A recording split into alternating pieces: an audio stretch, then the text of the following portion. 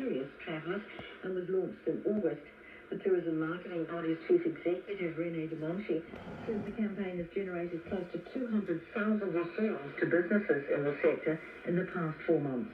Major markets such as Australia, the US, but also China, we're tracking 92% of active considerers, people considering a trip to New Zealand, have seen F-807, and that has made them more likely to want to visit New Zealand. So we're seeing some really positive results. René de Monchi says the campaign will fit in well with the 100% pure New Zealand brand.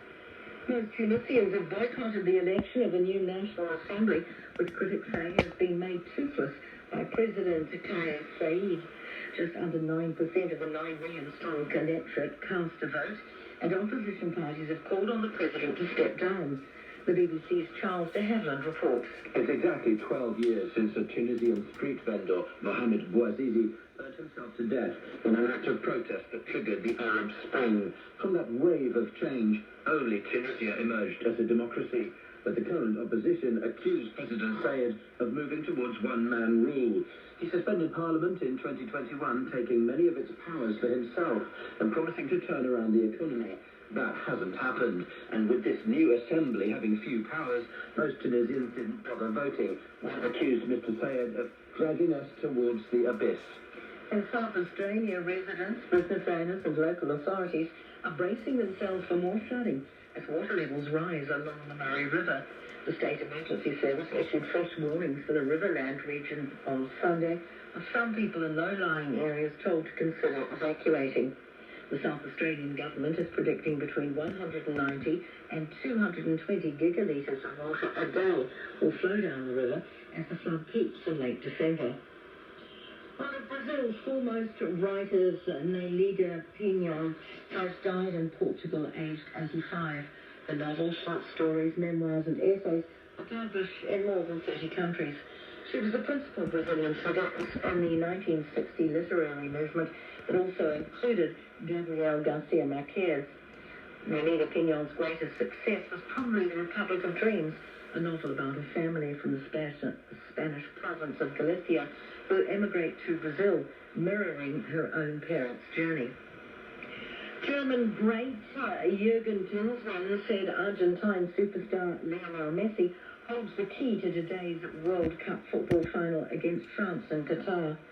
Klinsmann believes while defending champions France boast a proven match winner in Kylian Mbappe, Messi's importance to Argentina is greater.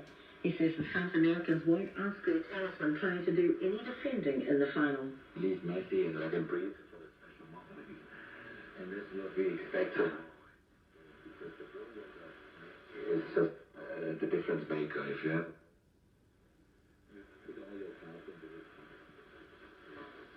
The match between defending champions France and Argentina, that final kicks off at 4 o'clock this morning in Qatar. However, defending champions France are favourites, but the team has been struck by an unknown virus in the last 24 hours, which the manager hopes won't impact on their play.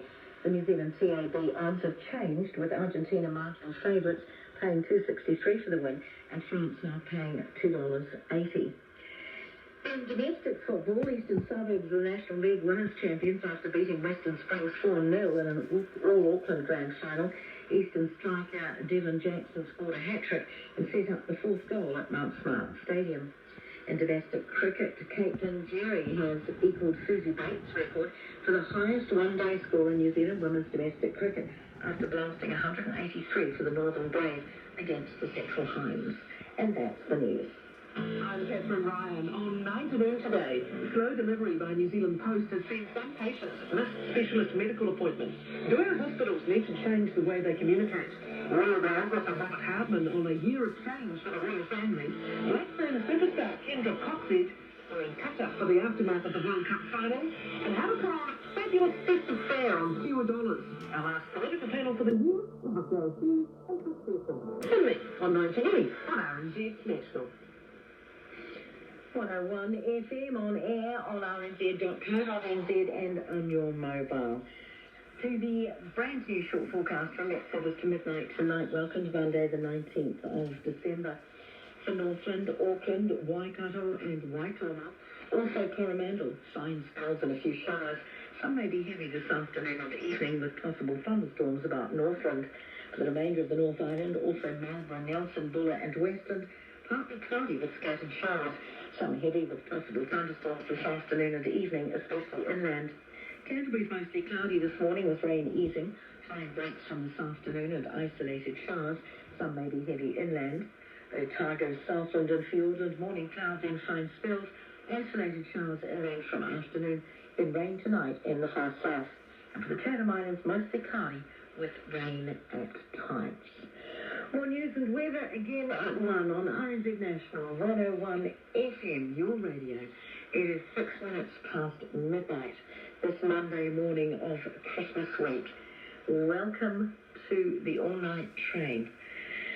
Coming up on the program this morning, as we head to the movies, and Simon Morris is going to look back on 2022, a year of many films going straight to streaming services, of more successful women filmmakers than ever, and of a record number of New Zealand films and filmmakers, from Taika Waititi's Thor to Jurassic World, starring Sir Sam Neill. Speaking of whom, along comes Country Life, with sleigh bells ringing after 1. We're in the vineyard with Sam Neill. Chook rescuers see Kathy Holmes for hens, and the full circle journey for the avocado orchard manager. Plus on the farm with a wrap of farming conditions around New Zealand. That's between 1 and 2, in case you missed it earlier in the weekend. TV Sporting History at 2:15 today features New Zealand tennis legend Marina Irakovic. Jessie Mulligan spoke to Irina, who became the New Zealand #1 women's tennis player at just 19 years of age. After 3 today, episode 6 of My Father's Island, written and read by Adam Darling. And Steve Van Zandt, rocker, guitarist and actor, joins the BBC Outlook team to offer up bands, bandanas and Bruce Springsteen. 20 past 4, today's edition of BBC Witness History with Rena Stanton-Sharma. When Zara Nordian was forced out of District 6 in Cape Town in 1977, she vowed to one day return. She was one of 60,000 people who were forcibly removed from the neighbourhood because of racist South African apartheid government. What seemed like a pipe dream became a reality when Zara set up the District 6 Working Committee, campaigning to get former residents into newly rebuilt homes.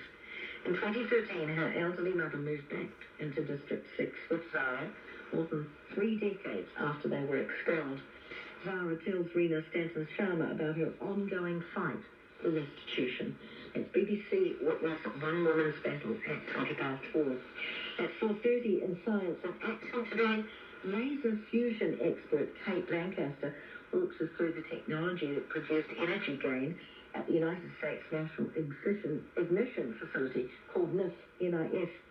What the sound of a dust devil passing over NASA's Mars Perseverance rover tells us about the Martian atmosphere, and 75 years of the transistor electronics revolution. We're next for Moore's Law. That's Science and Action at 4:30.